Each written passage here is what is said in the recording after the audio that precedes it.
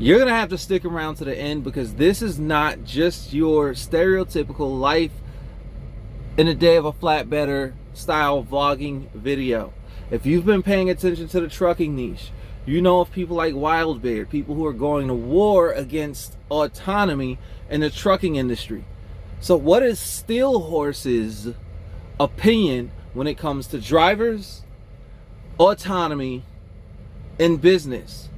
This is going to be an interesting one. You're going to want to stick around. I came out of smoke with a flame in my chest. Southwest sun sitting heavy on my neck. Every mile I rode carved the line in the map. Now the whole damn state know the legend is back.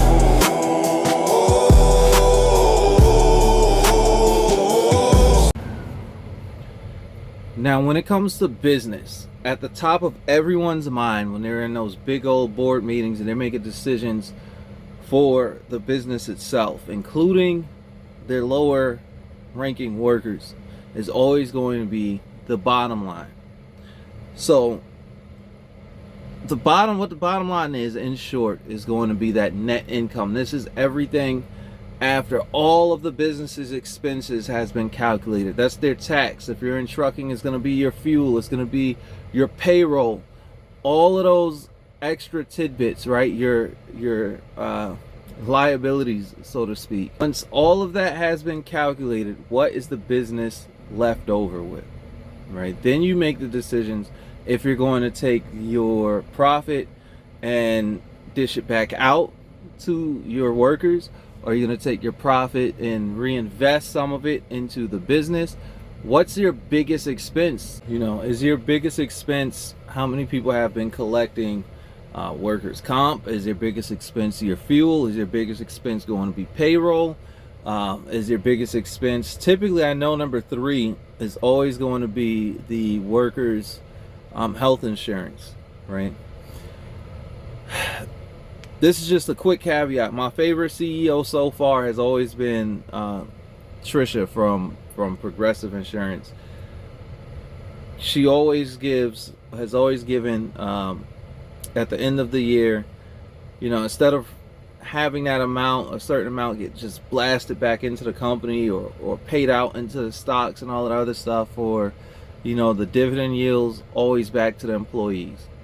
So if any CEOs see this, if any CEOs watch this, it's always best to take this out of Trisha's playbook, right? Sit down and talk to her and see how she keeps her workers happy and satisfied.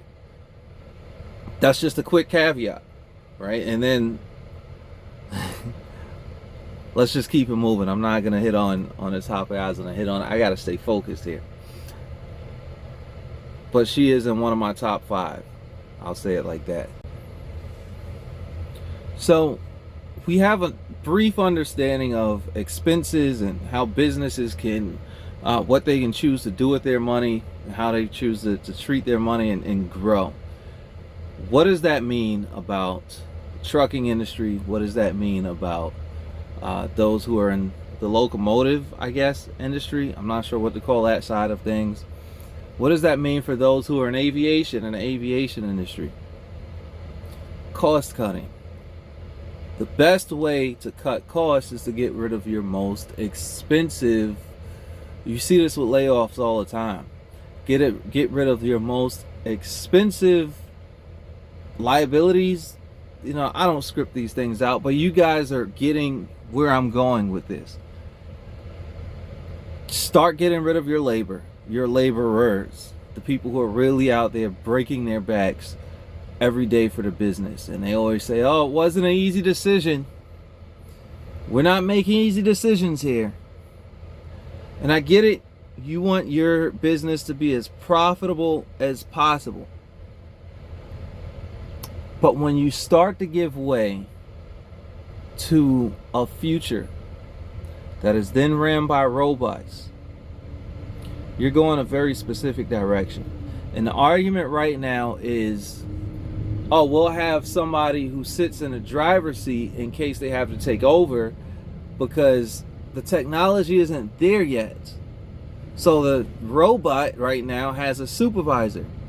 If the robot messes up because it can't handle Dallas traffic, then, well, the person in the seat could take over and start moving around and get in Dallas traffic. But as that robot gets better and better at its job, you no longer need that person sitting in that driver's seat, because then it's fully autonomous at that point. And it's going to hit another direction. The person sitting in that driver's seat doesn't require as much skill as a person who operates these vehicles on a daily basis, who deals with these Dallas drivers on a daily basis, who deals with these Virginia drivers on a daily basis, who deals with DC traffic and Atlanta traffic, who deals with who else has horrendous drivers? Friggin', Florida, North Carolina, who deals with these people on a daily basis almost. Chicago. But that takes skill. You are in a stressful situation. You have expectations. You're away from your family, so you have expectations on pay. When all of that is taken away and it's given to an autonomous vehicle, then there's less expected of the driver. So we don't have to pay you as much because the skill required becomes lowered. Eventually, as the machine becomes smarter, you're gonna have somebody that's sitting in a room control or watching over 5 or 10 trucks from a distance. Once that's done, and the machines are now smarter, you don't even need that person. But that person's already getting paid at the bottom of the totem pole because that's less skill that's probably needed. You're just watching these vehicles. And when one does act up, you can, boop, needs to go to the maintenance shop, send it that route. Conestoga wagons. Right now, we close our own Conestoga wagons up if you got a Conestoga that you toting behind your tractor. Eventually, once the product is placed on, probably secured by whoever a forklift driver is or the little magnet dude is, Conestoga could close itself, truck takes off. Eventually, you won't even need that person. This is where we're slowly getting. So if you do not want to see society get there, if you want to protect drivers, if you want to protect the industries from becoming autonomous, if this is something that makes you uncomfortable, if this is not a direction that you want to see it go, there are certain things that we're going to have to fix within ourselves. Look at Waymo, or Waymo, whatever, however you pronounce it. One of their advertisements is something to the effect of, my daughter got in an Uber, the Uber driver was high or drunk, allegedly, and got in a crash, and the daughter was, I don't remember if it was hurt or unfortunately passed away. And Waymo is making it safer. You see what I'm getting here? We're going to have to start making decisions, individual decisions, but decisions as a society. Well, we have to start shaming people. We have to start shaming people. Drunk drivers have to be shamed. High drivers need to be shamed. Like, you do not need to be getting behind the wheel of your vehicle. We're pushing ourselves further and further to this because it's becoming a way for people to feel comfortable. You're taking less of the control from humans, and that is trendy. You put it in the middle of downtown in Austin, and somebody's going to get their kombucha and their ice cream and their freaking sushi, and their damn Starbucks or Dutch Bros and all that other trash. I'm not saying it's trash because I partake in some Dutch Bros and Starbucks too. But just stick with me, all right? We are pushing ourselves based off of our decisions. I can look down into every car And out of 10 cars that pass me, there'll be one car that's not using a cell phone and is actually paying attention to what's going on the road in front of them. Just saying, right? Just because right now trucks aren't able to handle something like Dallas traffic, autonomous trucks. Eventually, as you get more and more autonomous vehicles on the road, they're going to be able to talk to each other. Hey, I'm getting on at exit 18 on I-30 in Arkansas. I'm moving at 45 miles per hour. I'm going to be at this point before you get there. So you, truck, need to slow down to 50 in order for me to be able to accelerate at the better point, because you have somebody who's 300 feet in front of you. And they'll be able to really, like, the logistics is going to be on point. And this is stuff we can't even figure out. We can't even figure out how to zipper yield. And I got to have a whole nother video on, you know, just the psychology of driving and on a human nature. But do I agree with the autonomy? No. Let's use another example, New York City, and I'm going off about this as everything's coming to mind. You have their mayor who wants to make the MTA free for all riders. It was already a bloated system. They already had projects that they started from years ago that's still not finished. I mean, decades ago, still not finished. Plans for new projects in the future was already getting more and more expensive, and now he wants to make it free. So they still have projects that haven't finished being paid for, hasn't been completed. People are still working on these projects, and they still have payroll that they have to figure out how to pay, and they also have pensions that they need to figure out how to pay. So what's the next best thing to do? Chop everybody. You already have, if you fly into Newark and you get on that monorail system, I don't think there's anybody driving that system. I think there's just a fully autonomous monorail that's taking you around the airport. What's to stop them from doing that to the MTA, so that people could take it for free, because they don't have to worry about pensions and driver payroll. They don't have to worry about somebody saying, oops, I hurt myself getting on the trying to step up onto my train to take it out the yard.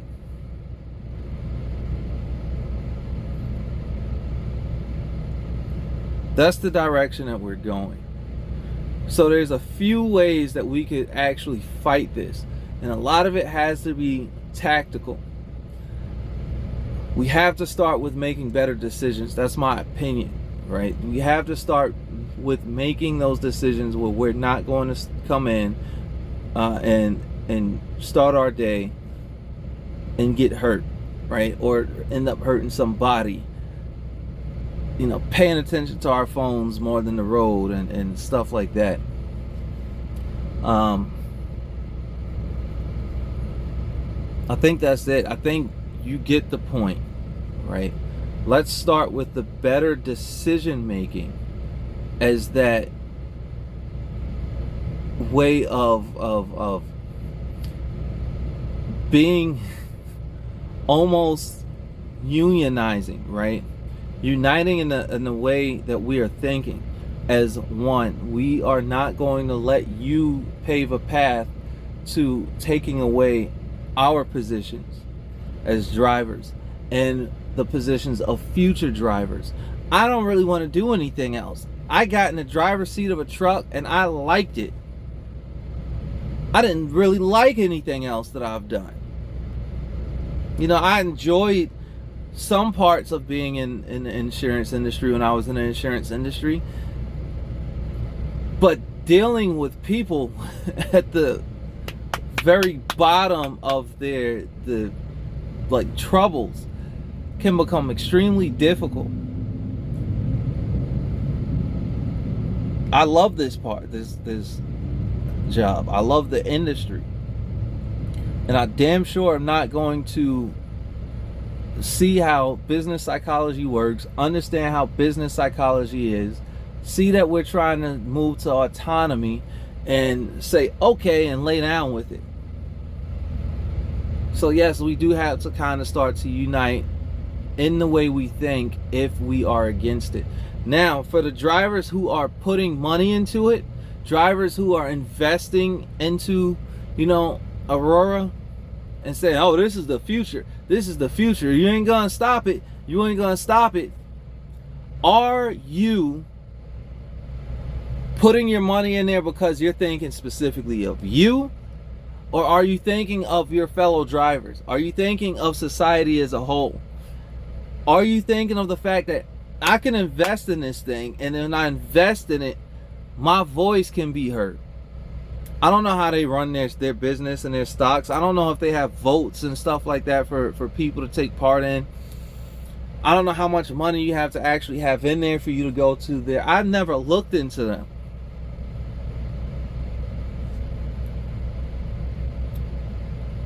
But that's where I'm at, and I hope you guys are tracking. I hope it all makes sense. Outside of that, I hope you all have a wonderful and a blessed day. You've written with Steelhorse. If you have anything that you'd like to add, place it in the comments. If you have anything that you are curious about, any questions, place it in the comments. And maybe I'll respond in a later video, because I've already made this, prolonged this. Maybe I should have did it as two different things. But I can make a secondary follow-up and go from there, so I can further break down how I truly feel about autonomy, what my true opinions are, and where I feel like the direction we need to go as an industry, and what we could possibly do as a band of drivers and a band of brothers and sisters and of road warriors in order to continue pushing forward in our industry that we do hold dearly. Whether you're a company driver, whether you're a lease operator, whether you're an owner op, we all have a way that we feel within our hearts about this industry. So again, you've ridden with Steelhorse. God bless. I'm out. All right, so you got a 2-for-1 today. Thank you for sticking around and checking out my opinion on autonomous trucking. Now, if you're curious about a week in the life of a flatbed trucker, go ahead and check this video out too. Outside of that, God bless, and have a beautiful rest of your week and on into your weekend.